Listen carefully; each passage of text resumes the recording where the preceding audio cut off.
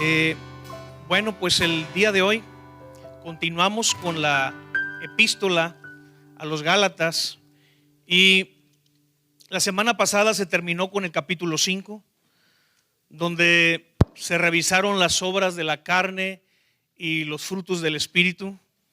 El día de hoy entramos al capítulo 6, el último capítulo de esta carta. Y Pablo, a través de esta carta, está haciendo un contraste entre el creyente que vive en la gracia y el creyente que está viviendo bajo el legalismo. Y en el capítulo 6, versículo 1, empieza a decir la Escritura lo siguiente: hermanos, si alguno fuere sorprendido en alguna falta, vosotros que sois espirituales, restauradle con espíritu de mansedumbre, considerándote a ti mismo, no sea que tú también seas tentado. El apóstol en este primer versículo empieza a hablar de si alguna persona cae en pecado dentro de la iglesia. Una función que tiene la congregación es de restaurar a esa persona que ha caído. Y este es un ministerio muy importante de llevar las cargas unos a otros. Y nadie está exento de caer, nadie está exento de pecar. Y el mandamiento que da aquí el apóstol es que los que son espirituales restauren a esa persona. Cuando aquí usa la palabra restaurar, en el griego esa palabra lo que significa es atender a aquella persona con un cariño y con un amor de tal manera que sea la persona otra vez restaurada. Es como cuando una persona se fractura un brazo, se fractura un hueso y vas con el traumatólogo, vas con el doctor y eres atendido de una manera que recibes la restauración de ese hueso roto, ¿sí? Y claro, un traumatólogo, un especialista, pues tiene todo el cuidado, tiene toda la pericia, tiene todo el conocimiento para poderlo hacer. De tal manera que sufras lo menos posible en ese proceso de restaurar tu extremidad fracturada. De igual manera, así debe ser dentro de la iglesia. Recuerden que la iglesia es el cuerpo de Cristo. Y dentro de ese cuerpo puede haber personas, puede haber fracturas, y se requiere de esa atención, se requiere de ese cuidado. Y le habla a aquellos que son espirituales para restaurarlos. Y fíjate, dice que con un espíritu de mansedumbre. En otras versiones dice con un espíritu de humildad. Y esas son las características que se requieren de las personas para restaurar a una persona que ha caído, que ha pecado. Se requiere de mansedumbre, se requiere de humildad. La mansedumbre, recuerden ustedes, es un fruto del Espíritu Santo. Es decir, las personas que pueden restaurar a un caído es aquellas personas que están llenas del Espíritu Santo y que dan ese fruto, porque la mansedumbre no es algo natural en el hombre, en el ser humano.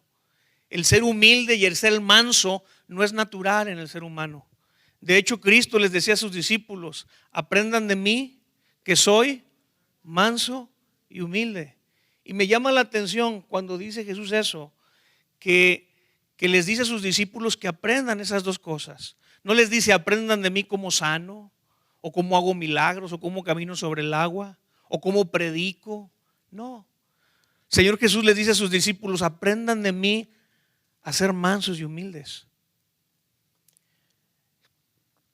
Son dos características que debemos de portar los creyentes: la mansedumbre y la humildad. Para que haya buenas relaciones entre las personas se requiere de mansedumbre y humildad. Para que haya buenos matrimonios y una buena relación matrimonial se requiere de mansedumbre y humildad. Para que haya buenas relaciones entre padres e hijos se requiere mansedumbre y humildad. Jesús les dice después de eso que todo el que esté trabajado y cargado venga a mí y yo lo haré descansar. y lleve mi yugo sobre su cerviz, porque mi yugo es ligero y mi carga es fácil. Y ese yugo que Cristo nos está queriendo que nosotros nos pongamos es el yugo de la mansedumbre y de la humildad.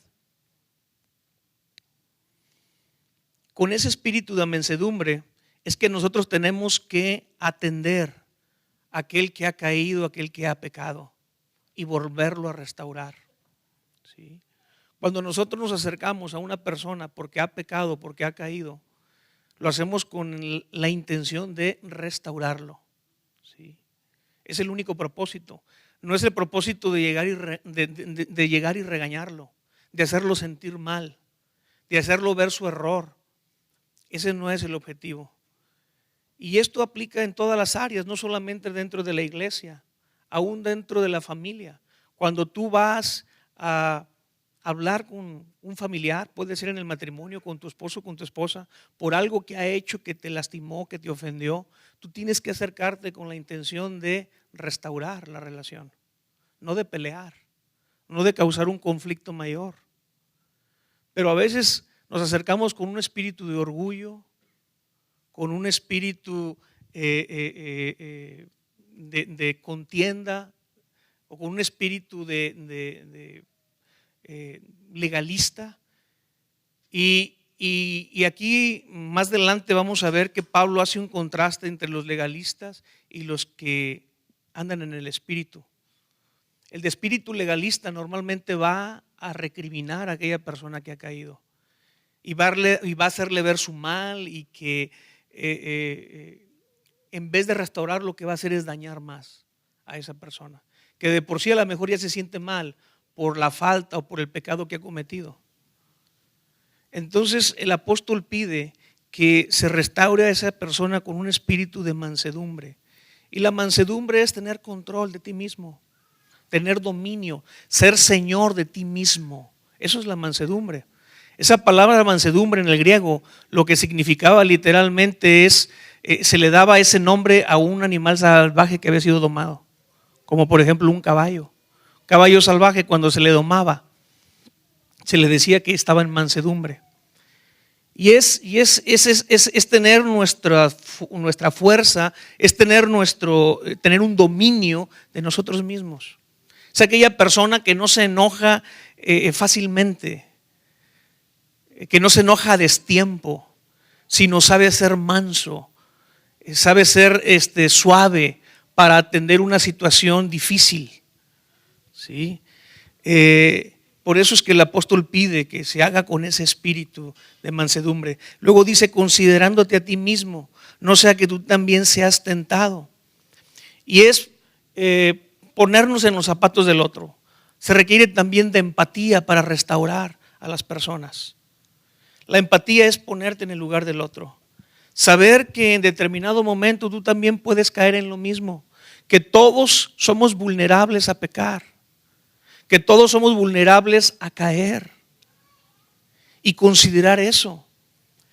El problema de los que son legalistas es de que ellos creen que nunca les va a pasar eso. No, a mí no me va a pasar lo que le pasó a él. Yo soy mejor. Y el orgullo de sentirse muy espirituales hace que no se consideren a sí mismos, de que ellos también pueden resbalarse donde el hermano se resbaló, donde el otro cayó, donde el otro tropezó. Yo también, a mí también me puede pasar. Y es ponerme en el lugar del otro, de saber cómo quisiera que me ayudaran, cómo quisiera que me restauraran, para no ser tan duros, para no ser tan severos en la manera de restaurar a aquella persona. Claro, no significa también el ser indolente o el ser pasalón. Jesucristo nos enseñó cómo atender estos casos. Dice, cuando una persona peque contra ti, ve y habla con él a solas. Así dijo nuestro Señor Jesucristo. ¿Sí? No es hacerse de la vista gorda cuando una persona ha pecado, sino tú tienes que ir y atenderlo. Tú tienes que ir y hablar con él. Y dice, y si te escucha, pues qué bueno, porque la persona va a ser restaurada. Pero si no lo hace, pues llévate a 2, 3 testigos contigo para que conste entre varios. Y si ni así, pues entonces dilo a la iglesia y disciplina, ¿sí? Pero en ese mismo pasaje que Jesús está dando la manera de cómo atender este tipo de casos, habla también de que la iglesia tiene que orar y tiene que perdonar, para que tiene que haber ese espíritu, para que pueda haber restauración dentro de la congregación, dentro de la iglesia, dentro de la familia, ¿no? Y debemos siempre considerarnos a nosotros mismos, porque también nosotros podemos ser tentados. Versículo 2 dice: sobrelleven los unos las cargas de los otros y cumplan así la ley de Cristo.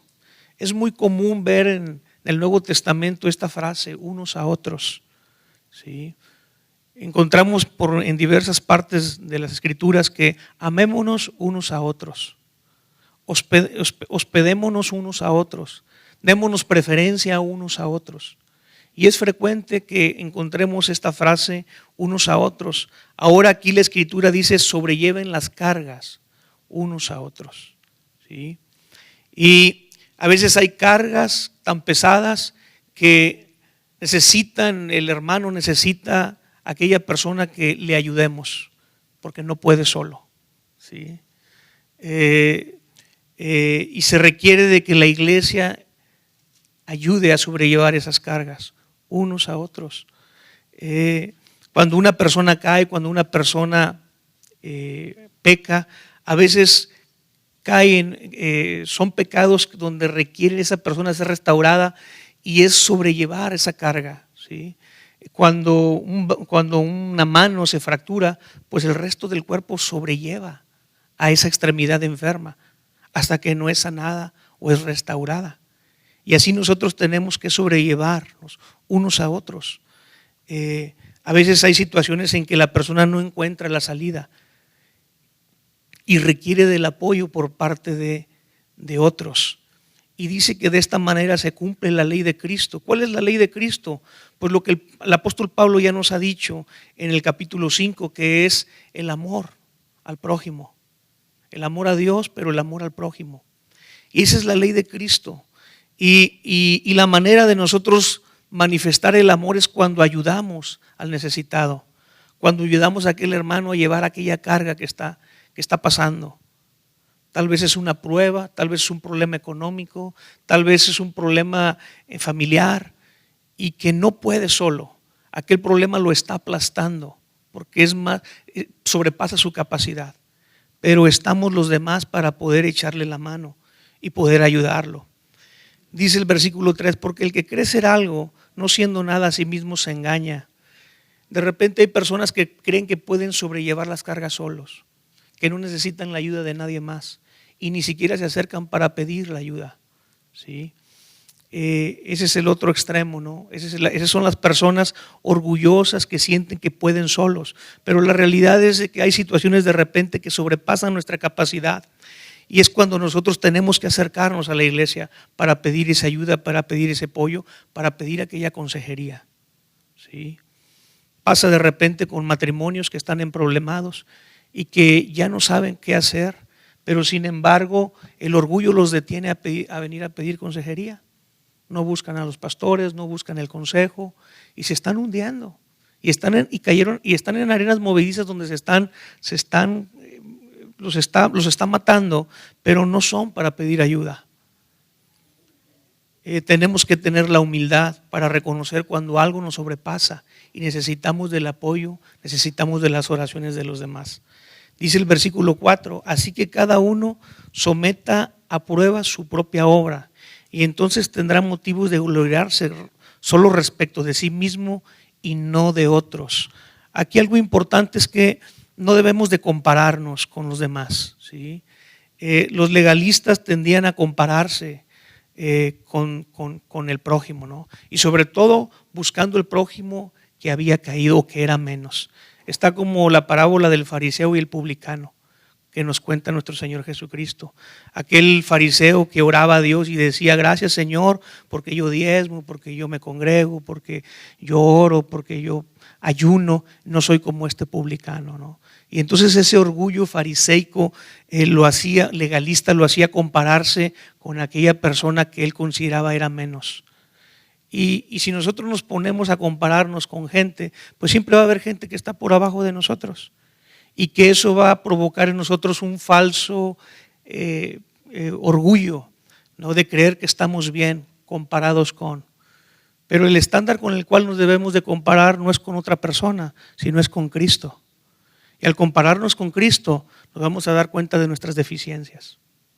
Si nos comparamos con el que está más abajo, pues vamos a sentir que estamos muy bien, que no necesitamos cambiar, que todo va bien.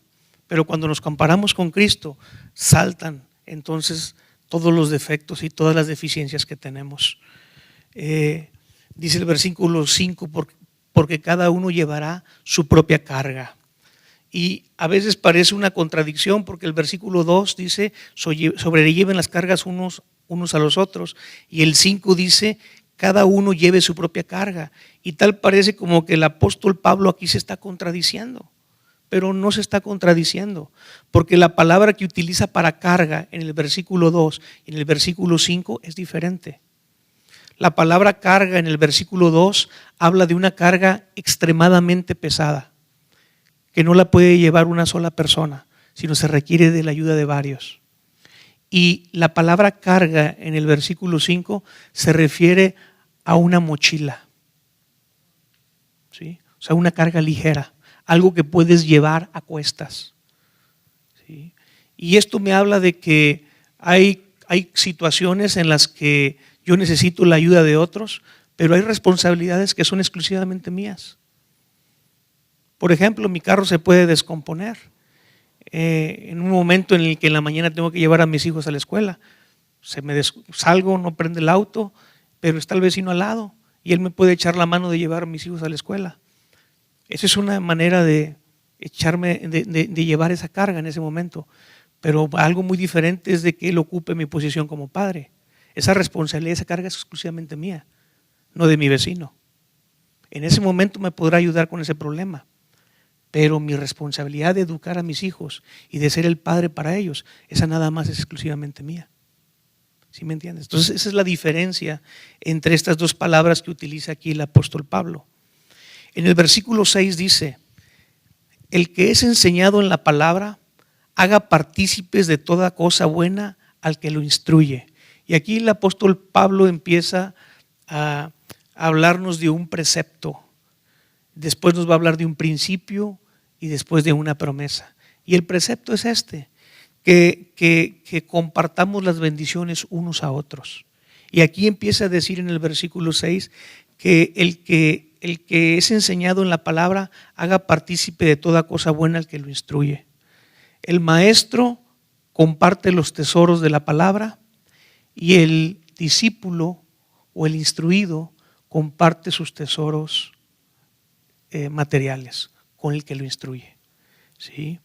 Y ese es el mandamiento que da aquí el apóstol Pablo, de que, como decía Jesús, el obrero es digno de su salario y el mandamiento es de sostener o de apoyar, ayudar a aquella persona que instruye la palabra de Dios. De hecho, ese es el sentido cuando Pablo le dice a las iglesias gentiles que manden una ofrenda a la iglesia judía, precisamente porque había una necesidad en ese momento en la iglesia en Israel, y pide esa aportación, pide ese apoyo por parte de las iglesias gentiles o las iglesias que no eran, que estaban fuera de Israel, precisamente en ese sentido, ¿no?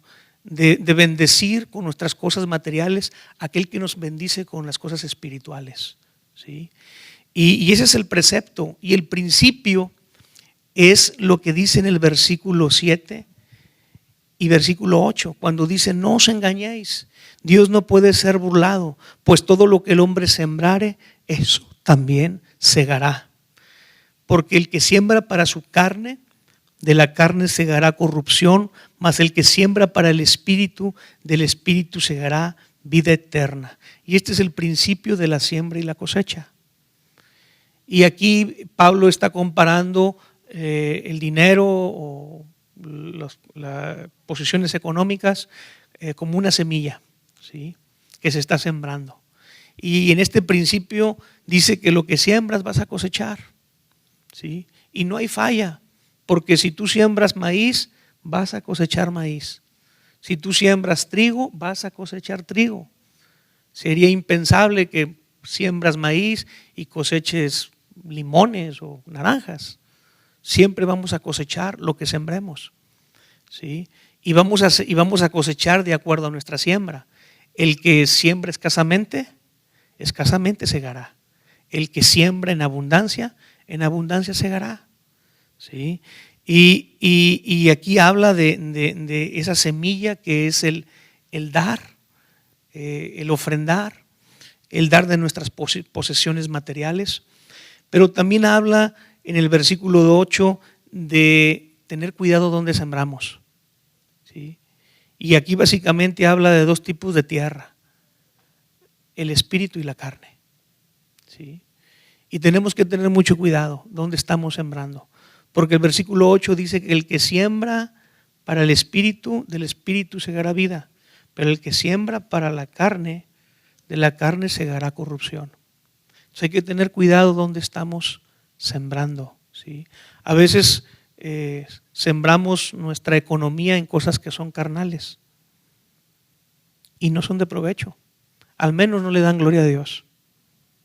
Pero cuando sembramos en las cosas espirituales, eso sí es para la eternidad y eso glorifica a nuestro Señor.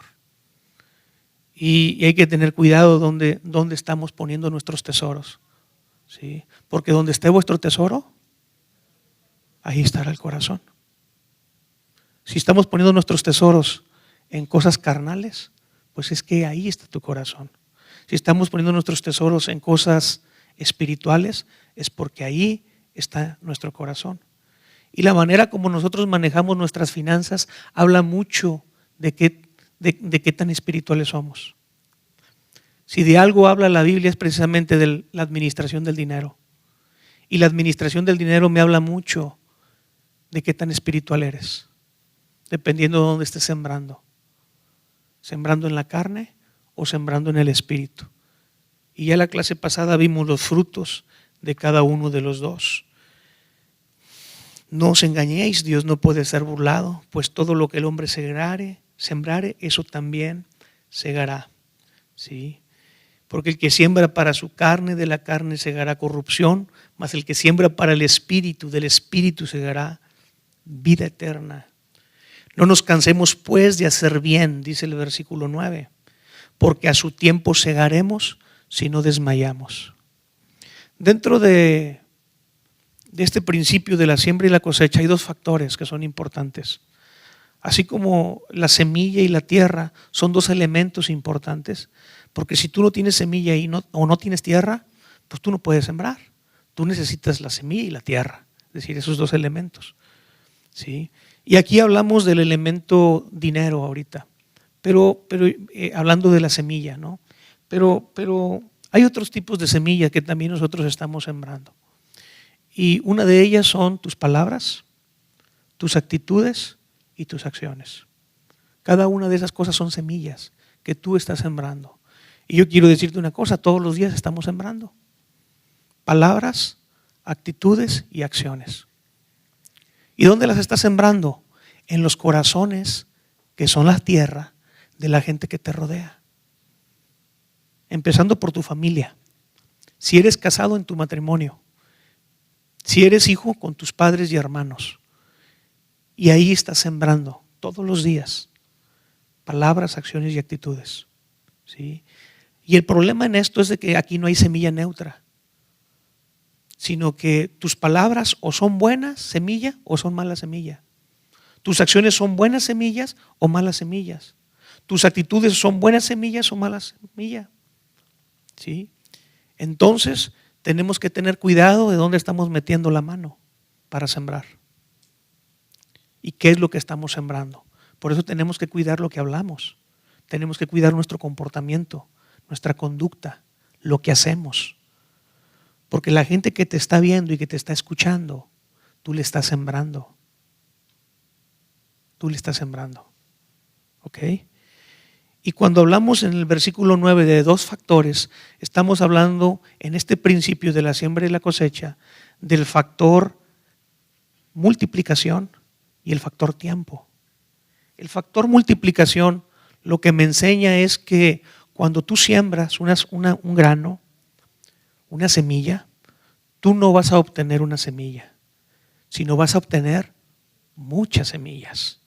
Tú siembras un grano de maíz y lo que vas a obtener es una mata donde va a tener un elote. O hay matas que dan 2, 3 elotes en una sola mata. ¿Y cada elote cuántos granitos tiene? Muchos. Entonces se te multiplica. Y ese es el factor multiplicación en la siembra. Y este factor multiplicación juega en dos sentidos. Es un arma de dos filos, para bien o para mal. Porque si tú siembras una buena semilla, se te va a multiplicar en muchas semillas buenas que tú vas a cegar. Pero si tú siembras una semilla mala, se te va a multiplicar en muchas semillas malas. ¿Sí? Entonces, puedes caer en un círculo virtuoso o en un círculo vicioso. Si siembras mal, tú mismo te estás enterrando. Tú mismo estás entrando en un pantano donde te vas a hundir y caes en una espiral descendente. Pero si tú siembras bien, este factor multiplicación te va a llevar a una espiral ascendente para bien. Por eso hay que tener mucho cuidado en manejar este principio.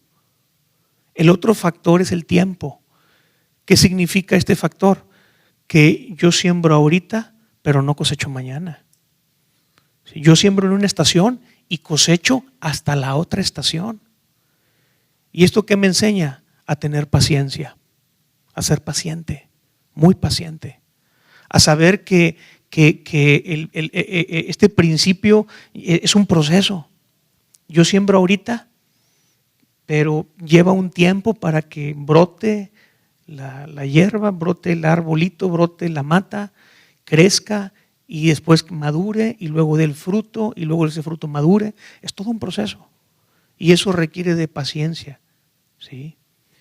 Y por eso dice ahí el versículo 9, no nos cansemos de hacer el bien, porque a su tiempo segaremos si no desmayamos.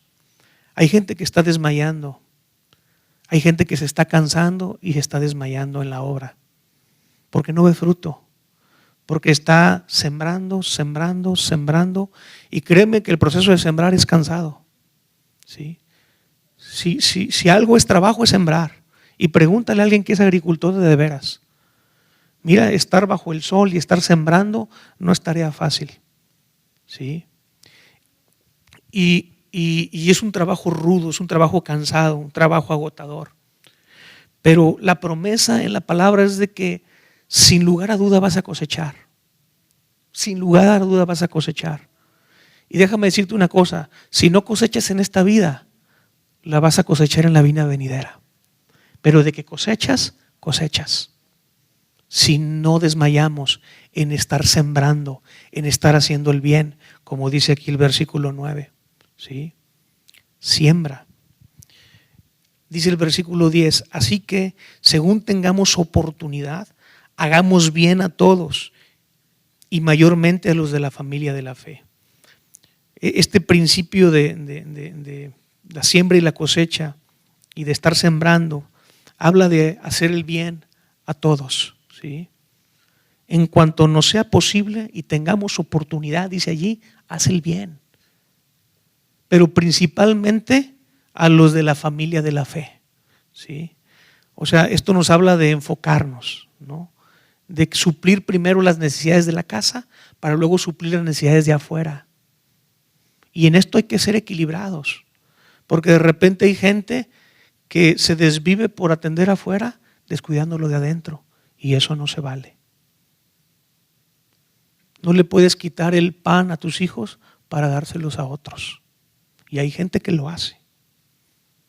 Pero son gente que está desbalanceada, que no ha entendido este principio.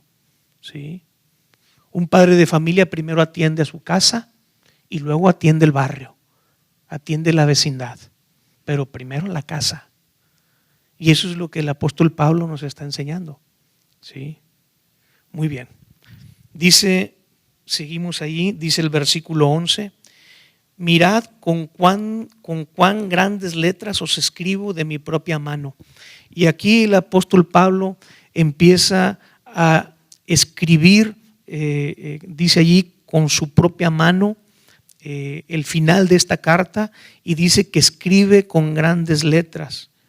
Y algunos intérpretes han dicho que lo hacía de esta manera el apóstol Pablo porque tenía problemas en su vista, ¿sí? De hecho, en esta misma carta de los Gálatas, en el capítulo 4, llega un momento en que le dice: yo sé que ustedes mismos se sacarían los ojos por dármelos a mí. Y como que deja entrever que él tenía un problema visual, al grado que tenía que escribir con letras muy grandes para saber lo que estaba escribiendo, ¿sí? Y empieza a decir que con cuán grandes letras os escribo de mi propia mano.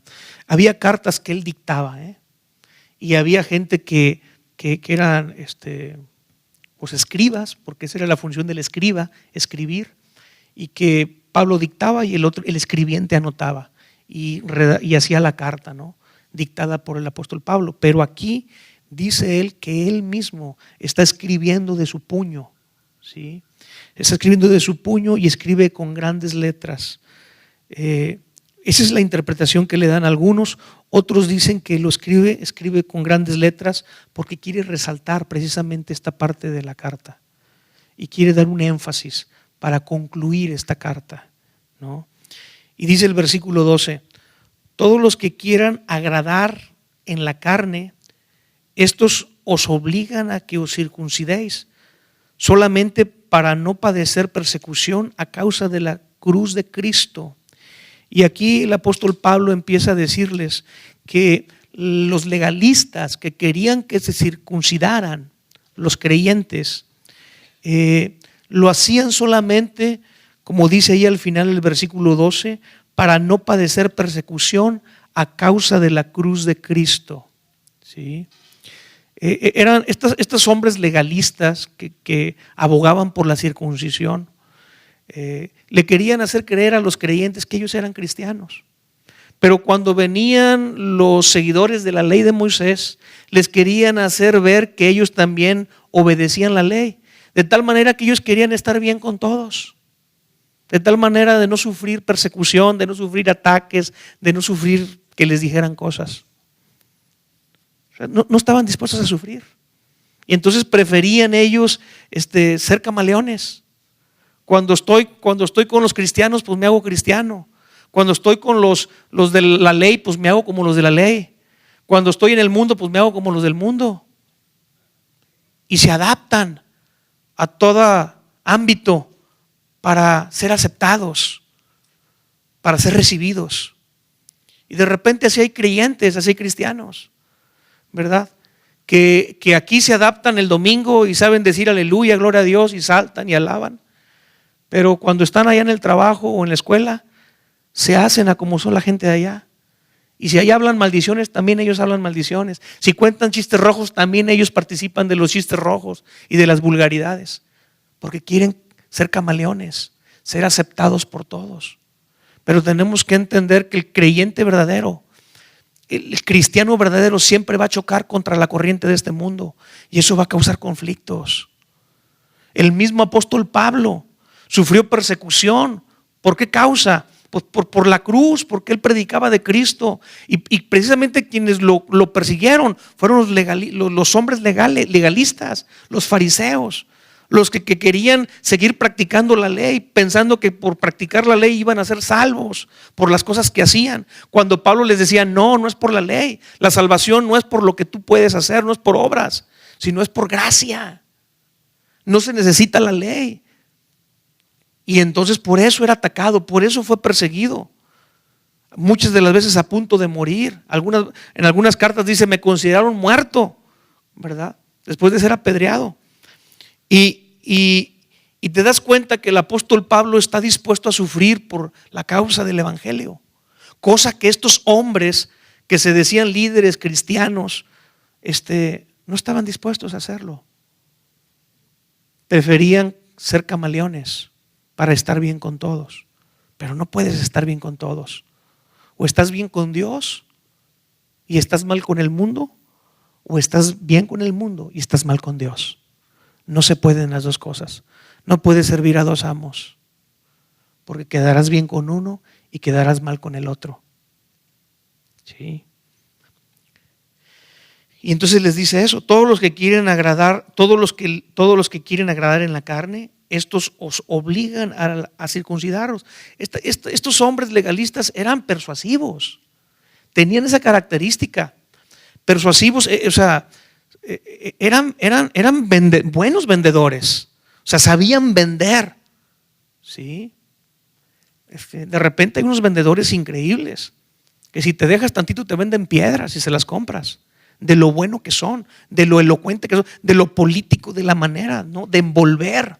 Y así eran estos hombres legalistas, envolvían a los creyentes, haciéndoles pensar que necesitaban practicar la circuncisión para ser creyentes, para ser cristianos, para estar bien con Dios. ¿Sí? Pero el apóstol Pablo no era ningún vendedor ambulante. Él era un predicador y un evangelista.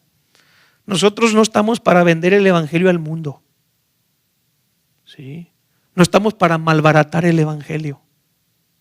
Nosotros no somos vendedores, somos embajadores del reino de Dios, que es muy diferente. De repente andamos mercadeando con el evangelio allá afuera, malbaratando el evangelio y casi pidiéndole de favor a la gente que reciba a Cristo en su corazón. ¿Cuándo Cristo hizo eso? ¿Cuándo el apóstol Pablo anda mendigando que la gente reciba a Cristo? Al contrario, la gente tiene que venir pidiendo el favor de Dios para que lo acepte. Pero a veces vendemos un evangelio muy barato, como si fuéramos mercaderes, como si fuéramos vendedores, cuando somos embajadores. Muy diferente. Estos hombres legalistas así eran. Sabían persuadir, sabían vender sus productos y su mercancía. Dice ahí que los obligaban a circuncidarse solamente para no padecer persecución a causa de la cruz de Cristo. Luego dice el versículo 13: porque ni aun los mismos que se circuncidan guardan la ley, pero quieren que vosotros os circuncidéis para gloriarse en vuestra carne. O sea, la motivación de estos hombres de que los creyentes se circuncidaran era para su propia vanagloria. No era tanto porque quisieran guardar la ley realmente. Eso solamente era una máscara de sus verdaderas motivaciones, de sus motivaciones más obscuras. ¿Cuál era la motivación? Querían gloriarse, de decir: mira, estos son de los míos. ¿Sí? Es como aquella gente que dice: en mi ministerio yo tengo más gente que cualquiera. ¿Sí? En mi iglesia viene más gente. En mi iglesia somos más santos y más espirituales que en las otras. Y es gente que se empieza a comparar, ¿no? Y es gente que está en un ministerio y trabaja, pero para su propia vanagloria. Quiere alcanzar gente, pero para que la estadística diga que yo tengo más que los demás, que mi iglesia es la más grande de la ciudad. Y te das cuenta que es una motivación completamente equivocada. Sí queremos ganar gente, sí queremos que la iglesia se llene, sí queremos una congregación más grande, pero no es para jactarnos nosotros, o para vanagloriarnos, o para presumir delante de otros, sino porque sabemos que las almas a Dios le interesan y cada alma es muy valiosa. O sea, la motivación es otra. Y estos hombres legalistas, su motivación era la estadística, los números, porque es gente que mide el éxito con el número. O sea, si la iglesia tiene 5,000 personas, es una iglesia exitosa. Pero si la iglesia tiene 30 miembros, no, es una iglesia que no tiene éxito, fracasada. Y cuentan el éxito con el número, como si el número diera el éxito. Nos asustaríamos de entender lo que es el éxito para Dios. Y a veces se cae en eso, ¿no? De ver los números y en función de los números pensar que algo está bien, que algo está mal, cuando no es así. Dice el versículo 14: pero lejos esté de mí gloriarme, como lo hacían estos hombres, ¿no? Dice, sino en la cruz de nuestro Señor Jesucristo, por quien el mundo me es crucificado a mí y yo al mundo. Pablo dice que si él se tiene que gloriar de algo, es sobre la cruz de Jesucristo, ¿sí? Estos hombres se gloriaban de que la gente se circuncidaba porque ellos le decían, ¿verdad? Y entre más circuncidados, más adeptos para ellos y mejor, ¿no?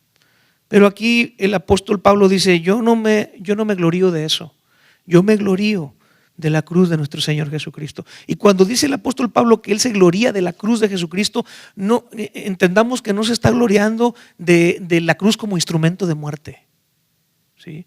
Porque en aquel entonces, el concepto de cruz no es el concepto que hoy tenemos.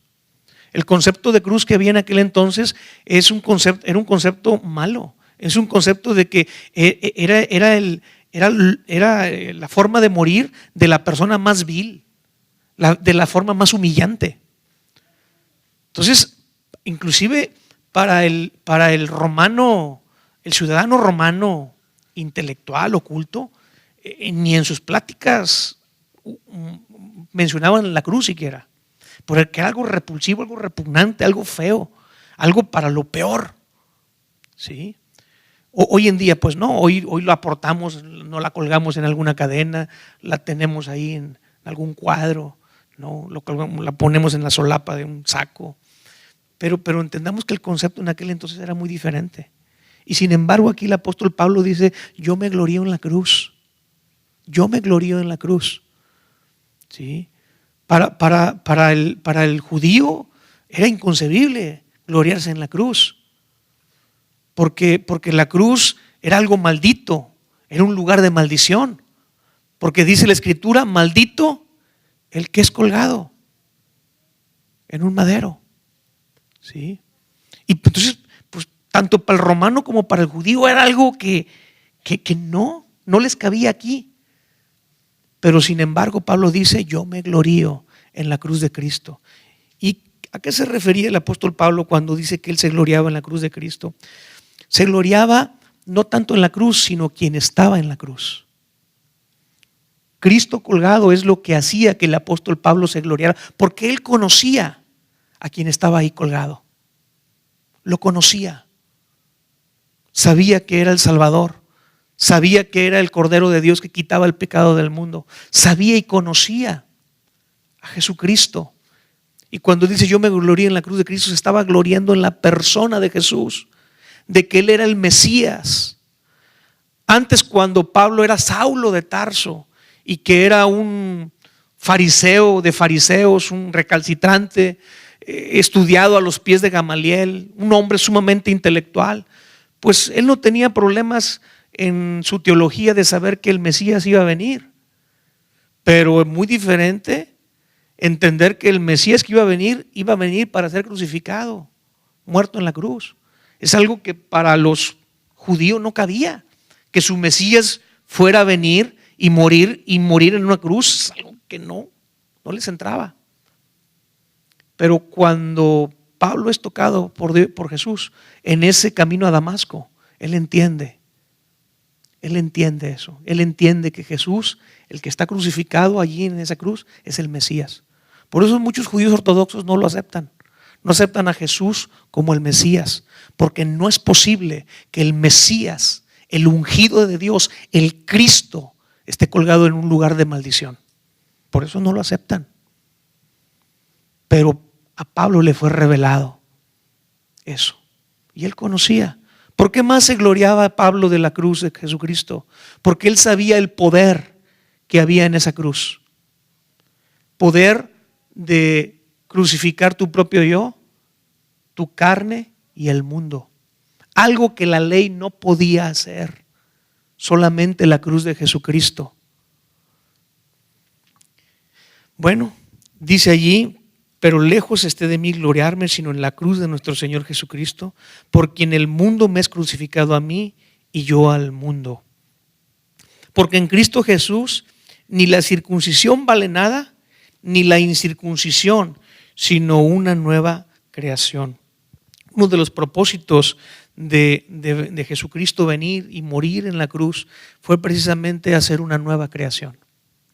La creación vieja, bajo el mando de Adán, había fallado.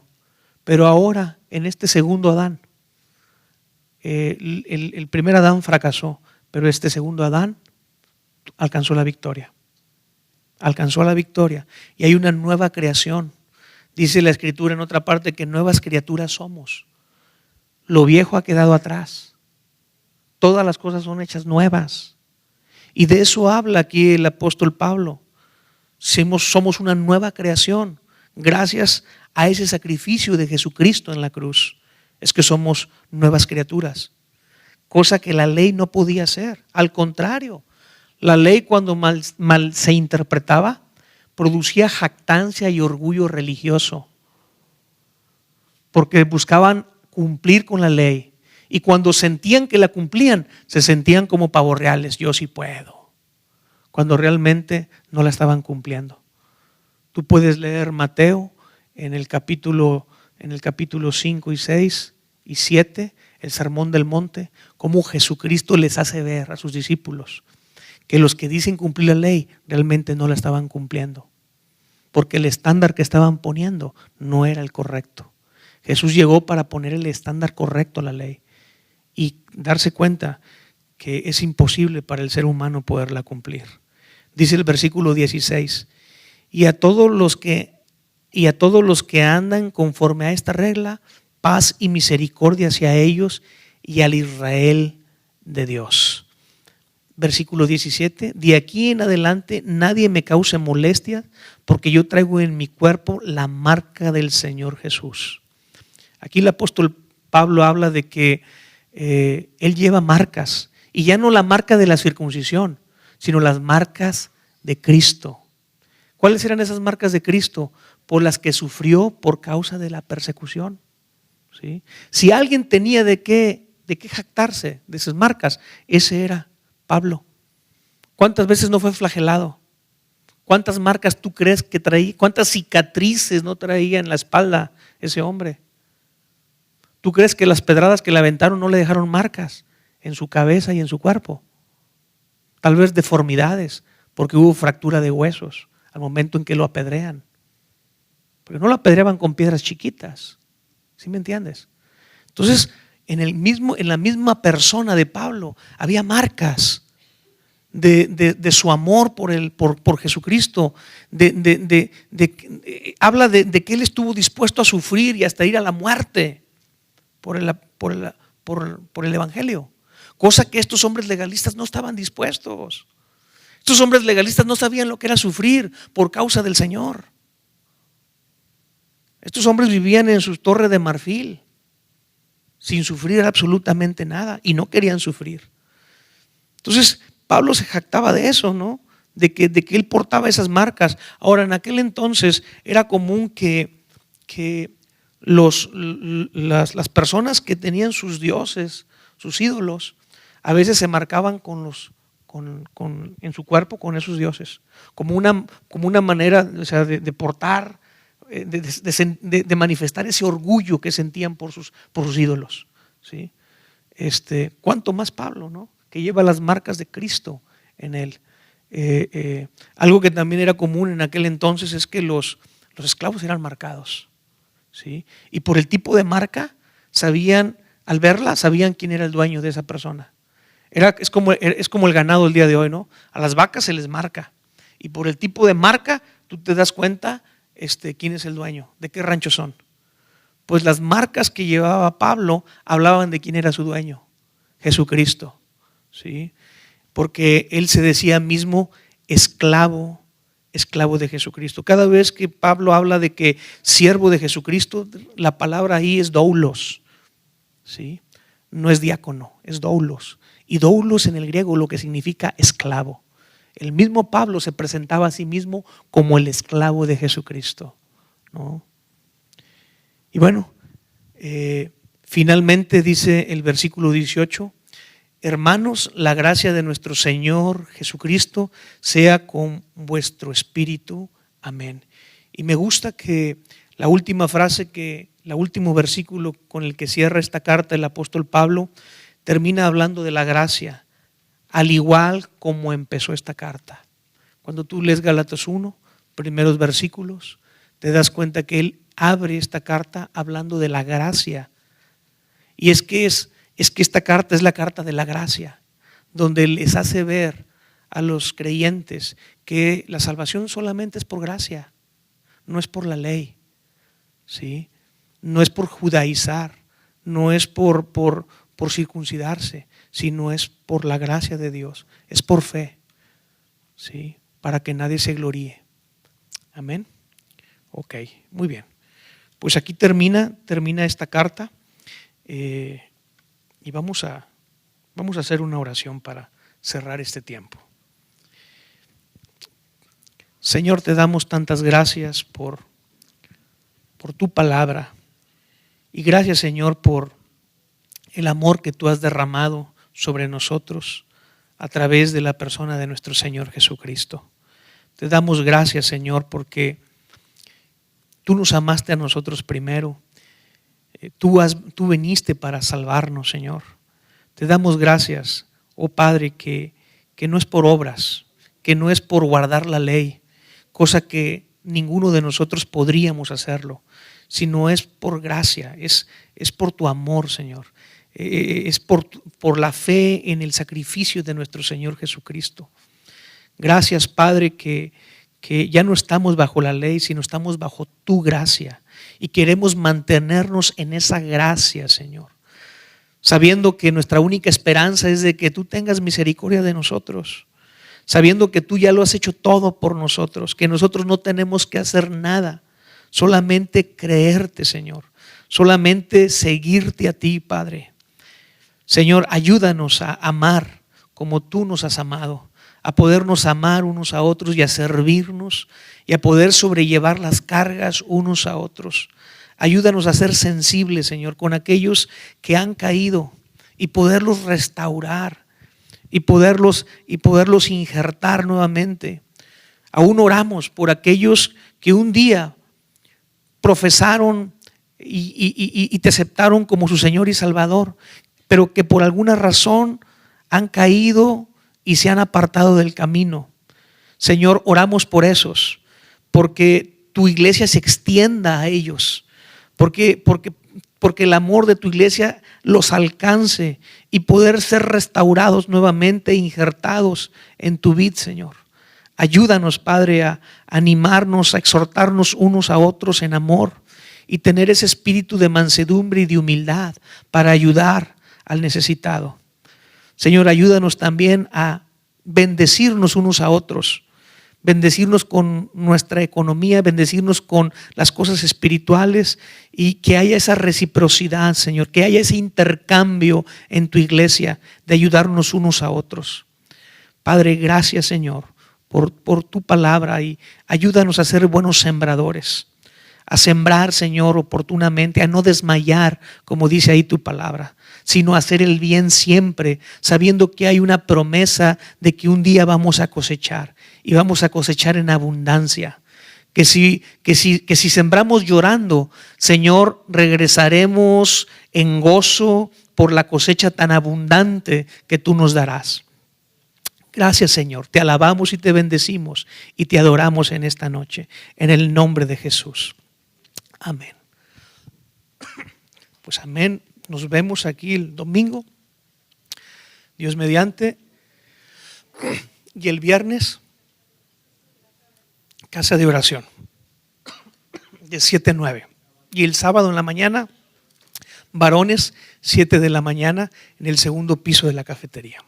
¿Okay? Dios les bendiga.